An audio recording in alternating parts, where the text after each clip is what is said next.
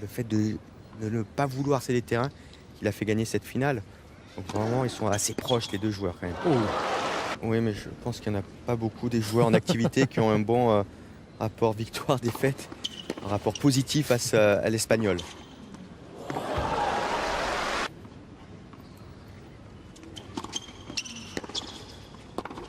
Oui, ça fait 2 fois qu'il arrive à prendre l'ascendant.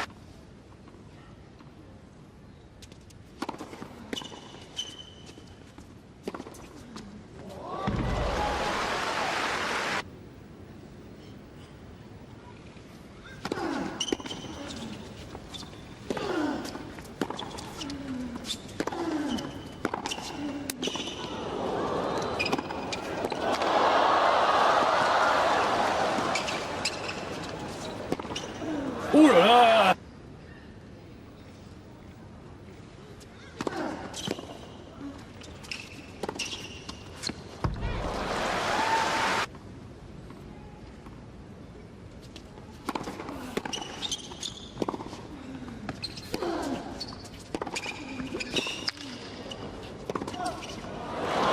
Polof âgé de 24 ans, Nadal 27 ans.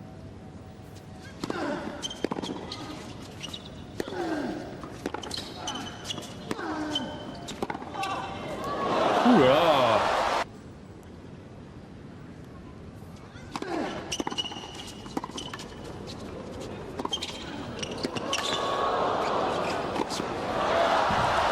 S'il le joue croisé, il faut vraiment bien le frapper lent, sinon il y a le court ouvert. Oh, et quel coup pour terminer ce jeu.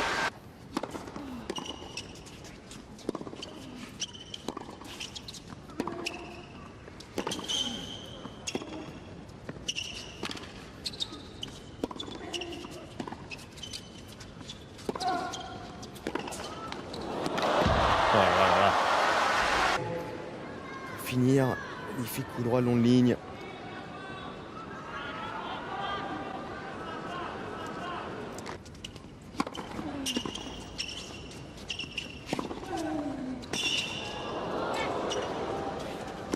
Oh là là, ça fait quand même 2 volets. Et puis il y a toujours une balle qui revient en plus.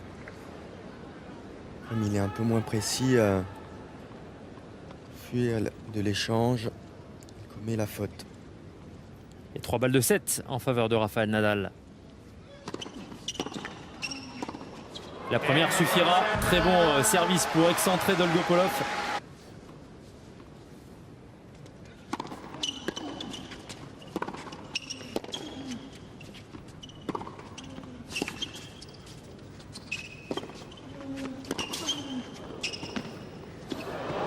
Ouais, elle est bien touchée celle-ci.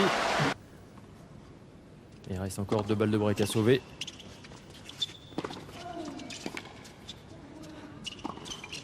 Ah, il attaque droit devant, mais ça sort encore une fois. Nouvelle faute directe.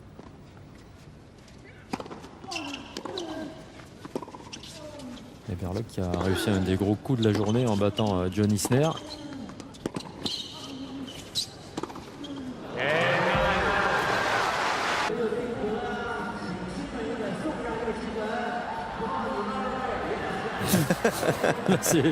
Là, c'est coup de boule cam.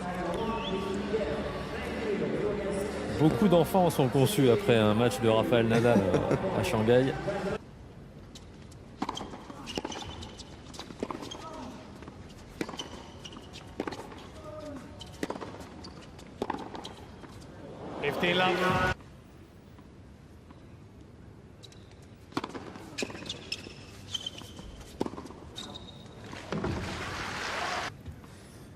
Comme ils se sentent dominés.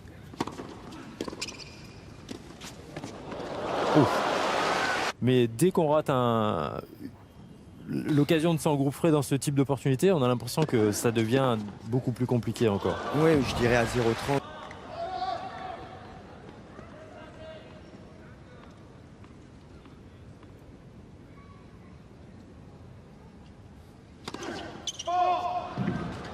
Un petit challenge.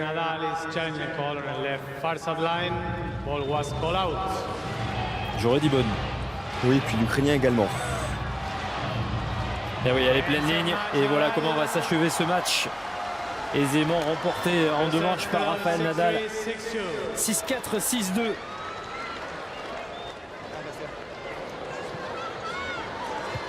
« 6-4, 6-3 » Non, 6-3, 6-2. 6-3, 6-2, 6-2. On a perdu le fil. En tout cas, on est à peu près dans les bases des précédents affrontements entre ces deux hommes. 6-3, 6-2. Rafael Nadal qualifié pour affronter Carlos Berlocq au prochain tour de ce tournoi de Shanghai. Il sort un peu la tête basse, Alexander Dolgopolov. Après 3 premiers jeux où il avait résisté à l'Espagnol, le match a tourné assez vite quand même en faveur du nouveau numéro 1 mondial. Oui, tout à fait. Il a tenu 6 jeux, j'ai envie de dire, l'Ukrainien aujourd'hui. Il était au contact de l'Espagnol.